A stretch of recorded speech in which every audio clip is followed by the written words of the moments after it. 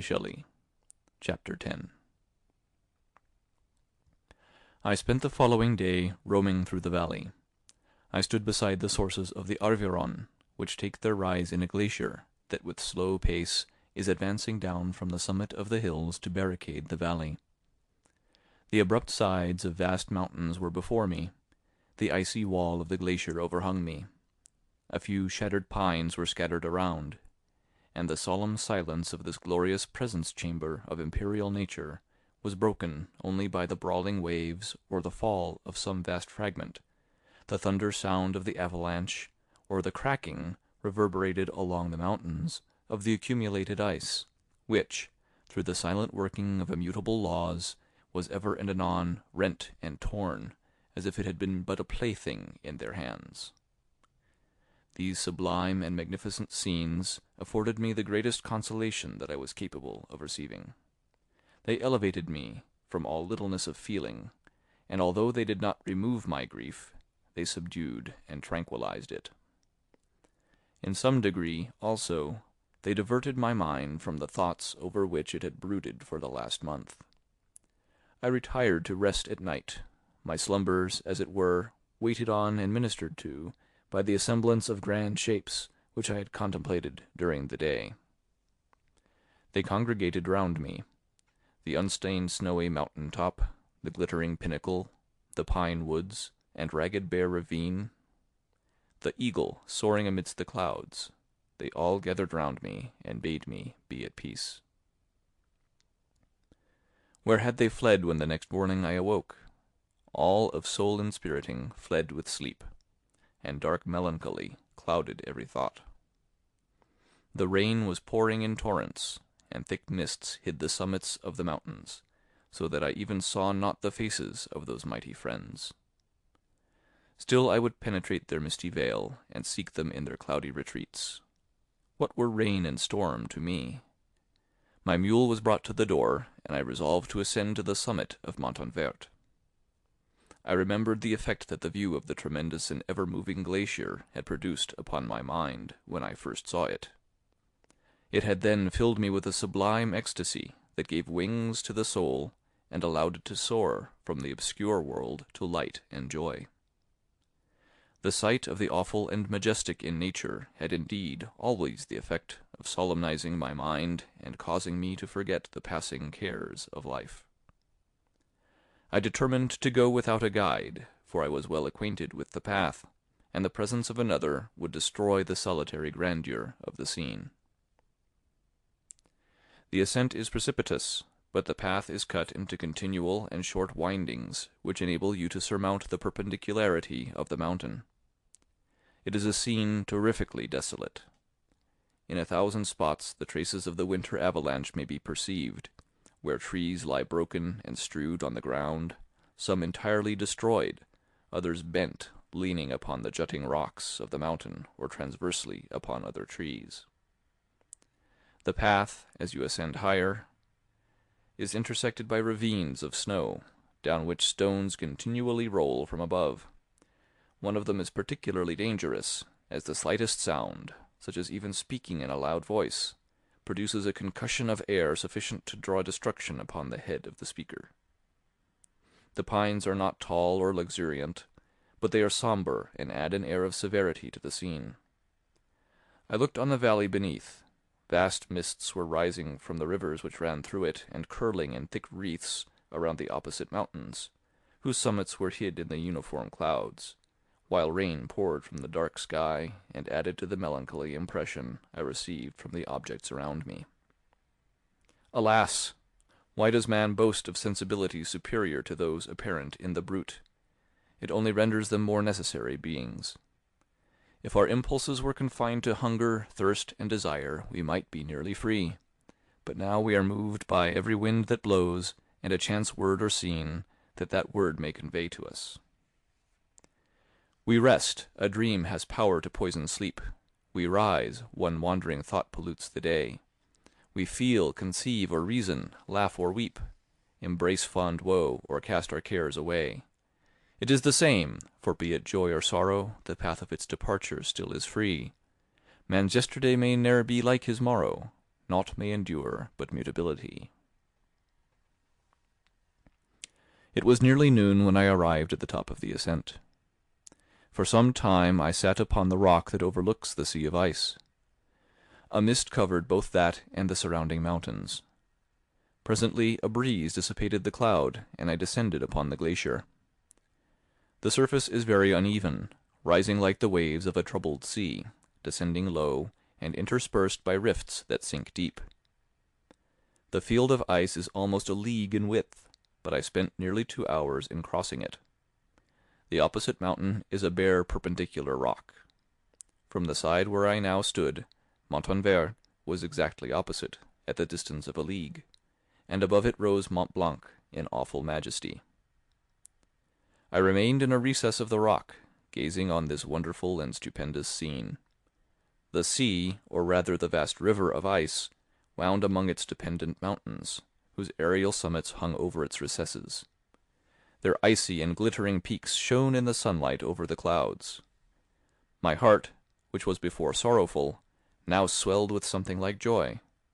I exclaimed, "Wandering spirits, if indeed ye wander, and do not rest in your narrow beds, allow me this faint happiness, or take me, as your companion, away from the joys of life." As I said this, I suddenly beheld the figure of a man, at some distance, advancing towards me with superhuman speed. He bounded over the crevices in the ice, among which I had walked with caution. His stature also, as he approached, seemed to exceed that of man. I was troubled. A mist came over my eyes, and I felt a faintness seize me, but I was quickly restored by the cold gale of the mountains. I perceived, as the shape came nearer, sight tremendous and abhorred, that it was the wretch whom I had created. I trembled with rage and horror, resolving to wait his approach and then close with him in mortal combat. He approached. His countenance bespoke bitter anguish, combined with disdain and malignity, while its unearthly ugliness rendered it almost too horrible for human eyes. But I scarcely observed this. Rage and hatred had at first deprived me of utterance, and I recovered only to overwhelm him with words expressive of furious detestation and contempt. "Devil!" I exclaimed, "do you dare approach me? And do not you fear the fierce vengeance of my arm wreaked on your miserable head? Begone, vile insect! Or rather, stay, that I may trample you to dust. And oh, that I could, with the extinction of your miserable existence, restore those victims whom you have so diabolically murdered!" "I expected this reception," said the demon. "All men hate the wretched. How, then, must I be hated, who am miserable beyond all living things? Yet you, my creator, detest and spurn me, thy creature, to whom thou art bound by ties only dissoluble by the annihilation of one of us. You purpose to kill me. How dare you sport thus with life? Do your duty towards me, and I will do mine towards you and the rest of mankind. If you will comply with my conditions, I will leave them and you at peace. But if you refuse, I will glut the maw of death until it be satiated with the blood of your remaining friends." "Abhorred monster, fiend that thou art! The tortures of hell are too mild a vengeance for thy crimes.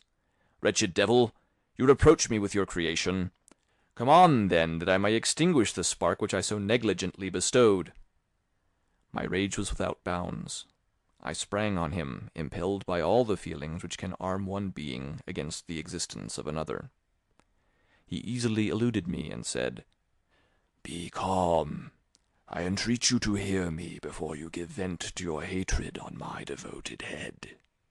Have I not suffered enough that you seek to increase my misery? Life, although it may only be an accumulation of anguish, is dear to me, and I will defend it. Remember, thou hast made me more powerful than thyself. My height is superior to thine, my joints more supple. But I will not be tempted to set myself in opposition to thee. I am thy creature, and I will be even mild and docile to my natural lord and king. If thou wilt also perform thy part, the which thou owest me. O Frankenstein, be not equitable to every other, and trample upon me alone, to whom thy justice and even thy clemency and affection is most due. Remember that I am thy creature. I ought to be thy Adam, but I am rather the fallen angel, whom thou drivest from joy for no misdeed. Everywhere I see bliss, from which I alone am irrevocably excluded. I was benevolent and good. Misery made me a fiend. Make me happy, and I shall again be virtuous. Begone! I will not hear you. There can be no community between you and me. We are enemies. Begone, or let us try our strength in a fight in which one must fall. How can I move thee? Will no entreaties cause thee to turn a favourable eye upon thy creature, who implores thy goodness and compassion? Believe me, Frankenstein, I was benevolent. My soul glowed with love and humanity. But am I not alone, miserably alone? You, my creator, abhor me. What hope can I gather from your fellow creatures who owe me nothing? They spurn and hate me. The desert mountains and dreary glaciers are my refuge. I have wandered here many days. The caves of ice, which I only do not fear, are a dwelling to me, and the only one which man does not grudge. These bleak skies I hail, for they are kinder to me than your fellow beings. If the multitude of mankind knew of my existence, they would do as you do, and arm themselves for my destruction. Shall I not then hate them who abhor me? I will keep no terms with my enemies. I am miserable, and they shall share my wretchedness. Yet it is in your power to recompense me, and deliver them from an evil which it only remains for you to make so great, that not only you and your family, but thousands of others, shall be swallowed up in the whirlwinds of its rage. Let your compassion be moved, and do not disdain me. Listen to my tale. When you have heard that, abandon or commiserate me, as you shall judge that I deserve. But hear me. The guilty are allowed by human laws, bloody as they are, to speak in their own defense before they are condemned. Listen to me, Frankenstein. You accuse me of murder, and yet you would, with a satisfied conscience, destroy your own creature. Oh, praise the eternal justice of man! Yet I ask you not to spare me. Listen to me, and then, if you can, and if you will, destroy the work of your hands. Why do you call to my remembrance, I rejoined, circumstances of which I shudder to reflect, that I have been the miserable origin and author? Cursed be the day, abhorred devil, in which you first saw light. Cursed, although I curse myself, be the hands that formed you. You have made me wretched beyond expression. You have left me no power to consider whether I am just to you or not. Begone! Relieve me from the sight of your detested form. Thus I relieve thee, my creator, he said, and placed his hated hands before my eyes, which I flung from me with violence. Thus I take from thee a sight which you abhor. Still thou canst listen to me, and grant me thy compassion. By the virtues that I once possessed, I demand this from you. Hear my tale. It is long and strange, and the temperature of this place is not fitting to your fine sensations. Come to the hut upon the mountain. The sun is yet high in the heavens. Before it descends to hide itself behind your snowy precipices and illuminate another world, you will have heard my story and can decide. On you it rests, whether I quit forever the neighborhood of man and lead a harmless life, or become the scourge of your fellow creatures and the author of your own speedy ruin. As he said this, he led the way across the ice. I followed. My heart was full, and I did not answer him, but as I proceeded, I weighed the various arguments that he had used, and determined at least to listen to his tale. I was partly urged by curiosity, and compassion confirmed my resolution. I had hitherto supposed him to be the murderer of my brother, and I eagerly sought a confirmation or denial of this opinion. For the first time, also, I felt what the duties of a creator towards his creature were, and that I ought to render him happy before I complained of his wickedness. These motives urged me to comply with his demand. We crossed the ice, therefore, and ascended the opposite rock. The air was cold, and the rain again began to descend. We entered the hut, the fiend with an air of exultation, I with a heavy heart and depressed spirits. But I consented to listen, and seating myself by the fire which my odious companion had lighted, he thus began his tale.